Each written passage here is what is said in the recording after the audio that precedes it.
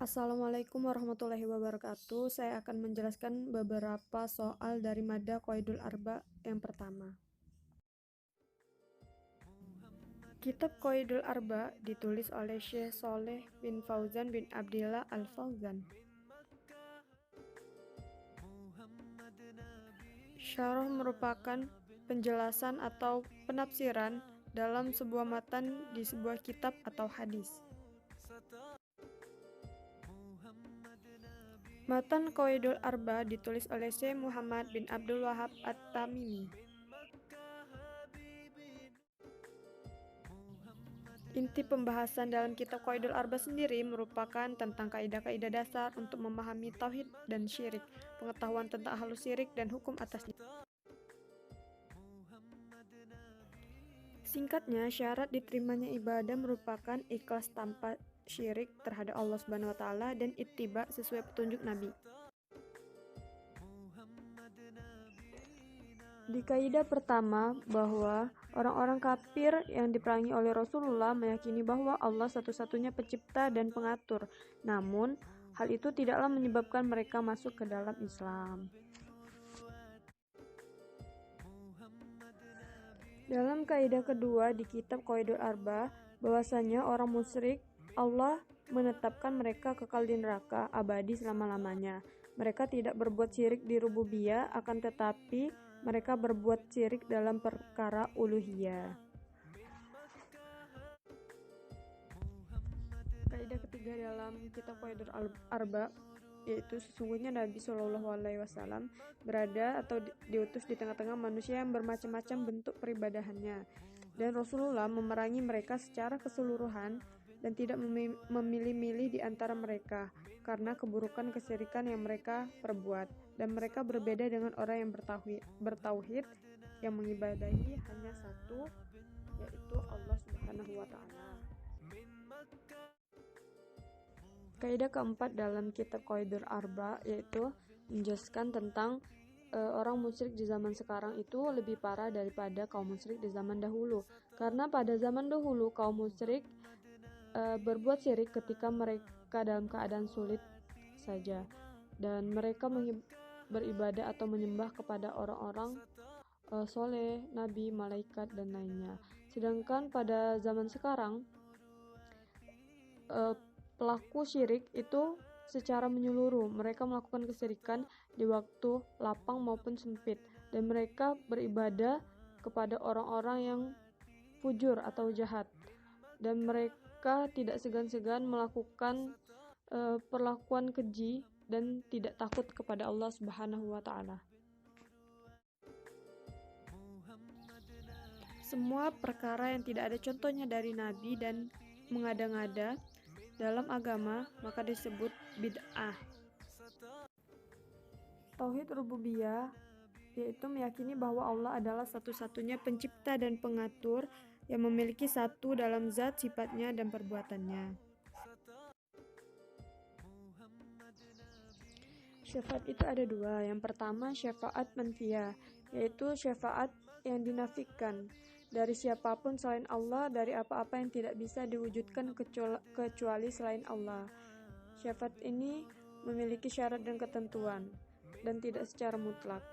Yang kedua, syafaat musbatah, yaitu syafaat yang ditetapkan oleh Allah Subhanahu wa taala, dan tidak ada yang bisa memberi syafaat kecuali atas izin Allah Subhanahu wa taala.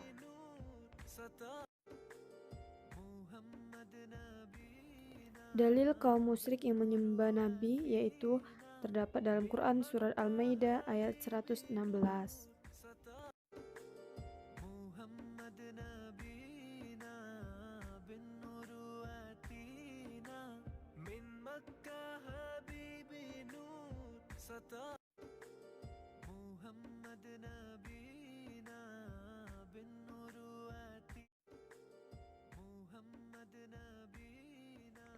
Latta merupakan berhala di Taif, julukan bagi batu yang berukir yang di atasnya terdapat rumah yang dibangun, terdapat tirai dan menandingi Ka'bah, dan di sekitarnya ada lapangan dan terdapat juru kunci.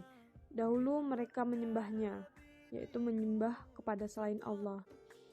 Latta dimiliki oleh Bani Saqib dan milik para kabilah yang menjadi loyalitas Bani Saqib, dan mereka bangga memiliki Latta tersebut.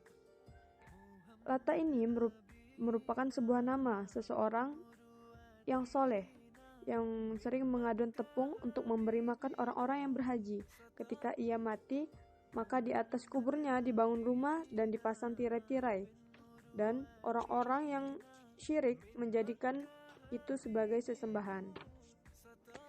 Dan ketika Rasul membuka Mekah, dan Rasul mengutus Mughirah bin Syu'bah dan Sufyan bin Harb untuk menghancurkan Latta di Taif, maka mereka menghancurkan sesuai dengan perintah Rasulullah SAW.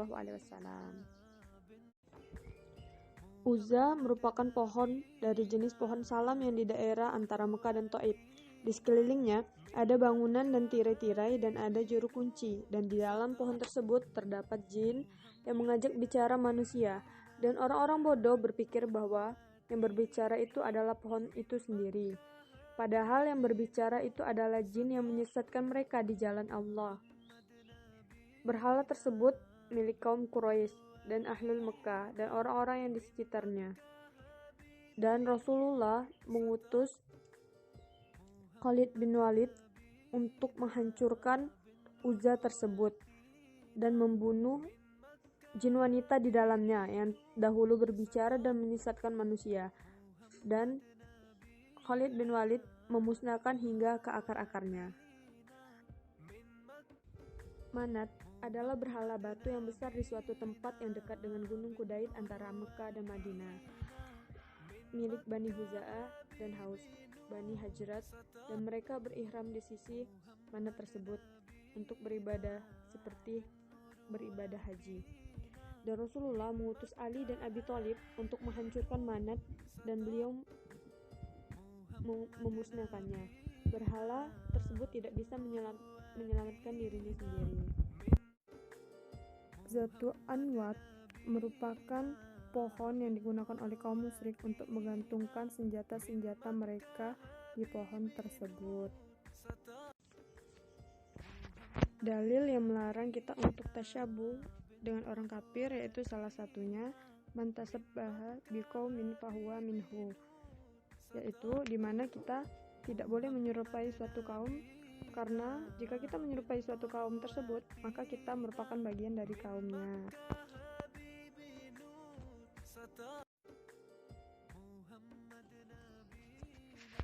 Orang musyrik pada zaman sekarang lebih parah daripada kaum musyrik di zaman dahulu, karena orang-orang musyrik dahulu yaitu berbuat syirik ketika merasa sulit saja, dan orang yang sekarang itu melakukan syirik ketika mereka saat sulit dan ketika lapang.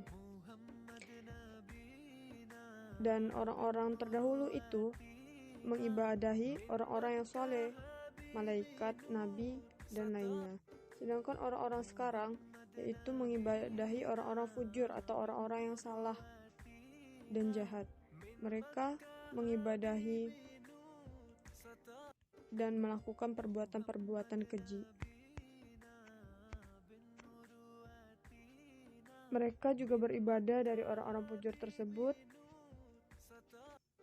sehingga berbuat zalim, munafik, bahkan mengakui hal tersebut yang mereka lakukan.